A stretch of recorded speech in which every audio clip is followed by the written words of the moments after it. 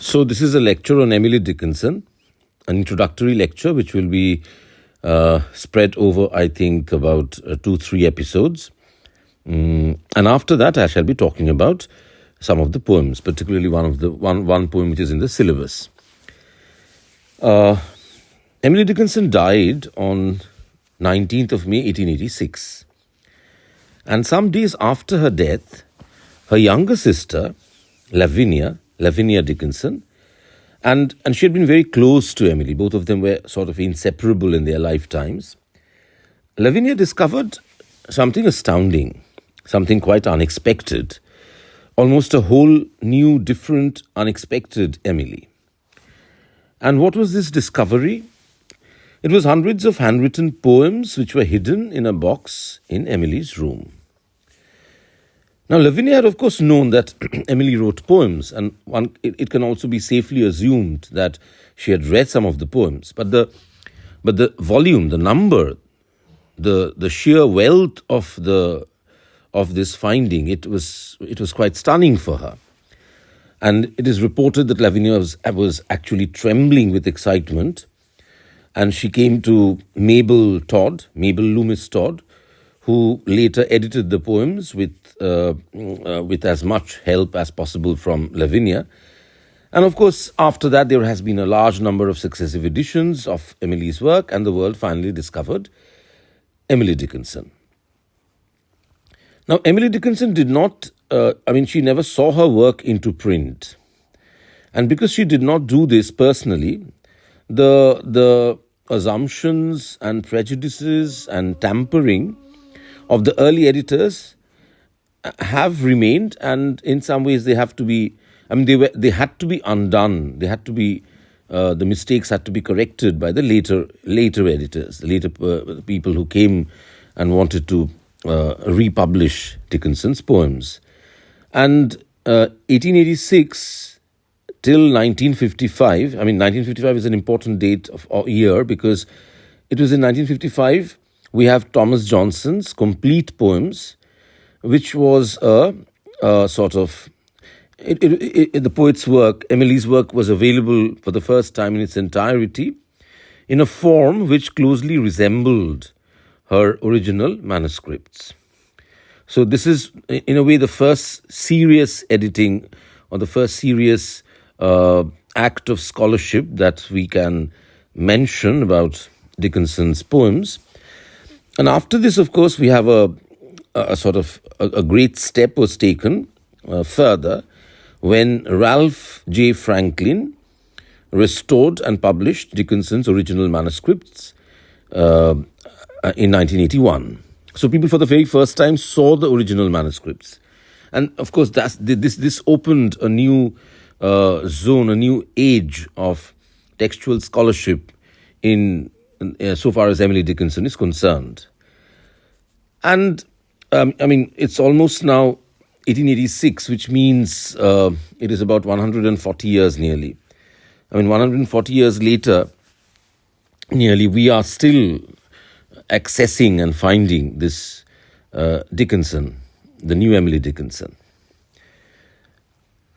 And the funny thing is, in some ways one feels that Emily has been with us from the very beginning of her journey as a poet in print. From the very first volume of poems, which was prepared by Mabel Todd, I mentioned this name earlier, and Thomas Wentworth Higginson in 1890, and right up to this moment, readers everywhere, readers who are able to read her in English language readers, they have always responded very intimately, very urgently to all of these poems, and wanted to read more of it. And while publishing the preface, Mrs. Todd, Emily's first publisher, wrote in the preface and some very beautiful lines, which are still very acute and still worth reading.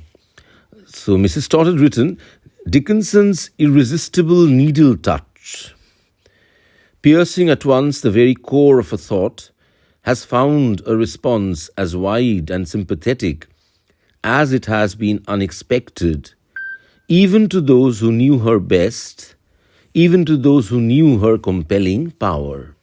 Unquote. Now, this irresistible needle touch, I really like this phrase. And of course, after that, as successive editions have happened, some of the words have been changed. Editors have mistakenly substituted words, read wrongly. Editors have changed the rhythm or the rhyme or the line length. Editors have added arbitrary titles. All this is there has been a sort of a distortion, a mangling of those core texts. But yet that core retains the magic and the power. And Dickinson's poetic vision, in a way, has survived all these distortions. And it was, I think it was the enthusiasm of those readers of a first volume that led to this, to the speedy publication of the second volume. The poems had a sort of magnetic pull, and it in a way it is no disparagement, of course, to the work of contemporary scholars who want to restore Dickinson to the reading public in her full authenticity. And every time one does it, every time a new author, a new scholar, textual scholarship with new methods does this, in a way, that person has to say that I'm presenting the more authentic Emily Dickinson. And even when you say that, as I said, it is not a problem, it is not a disparagement, or it is not a lessening of the worth of that scholar to say back to that person that we already have within us, within our hearts, the essential Emily Dickinson. The changes really don't matter. We know, in some ways, we feel who this poet is. Why did Dickinson occupy such a hugely prominent place in world literature? Is it merely the sheer scope of her work? Because she has written about 1,800 poems, and that's huge. And one can almost, of course, at the same time say that great poems, if you make a number of the great poems in the English language, I think she has more great poems than any other, at least American poet before her or even after her. Is it the depth and the breadth of her work? Because often she has been seen as the great poet of unfulfilled yearning. She has been seen as the great poet of expectations that never attain its destination, its terminus, that never reaches or acquires its object. She's also the poet of misfortune, who in a way transforms misfortune and gives it a form of grace, destitution, but a sumptuous destitution. And sumptuous destitution is taken from Dickinson's poems, this beautiful phrase.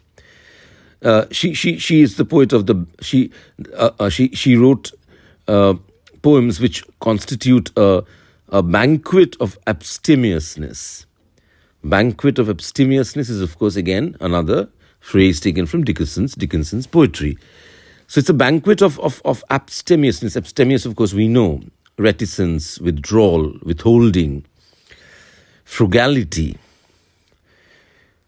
Yet all of this, in a way, falls short because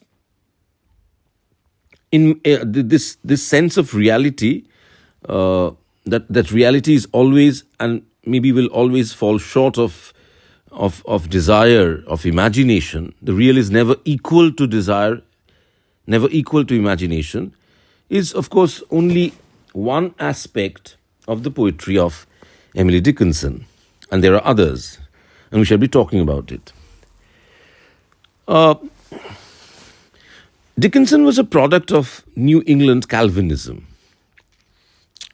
where Calvinism, of course, a faith which is, it's a part of the Reformation, and they are followers of John Calvin, And Calvinism, in a way, is very austere.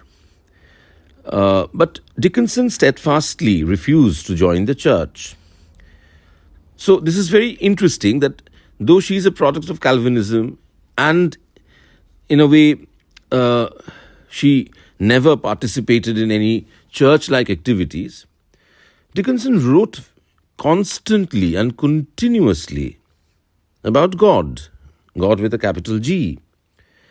Dickinson's poems are in a way, wrestling matches with God. Sometimes she's talking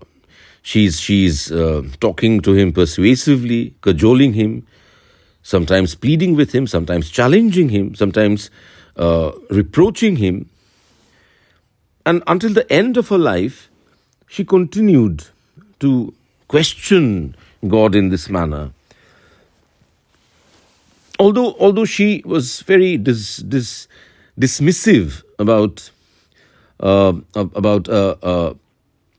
a primitive notion of heaven.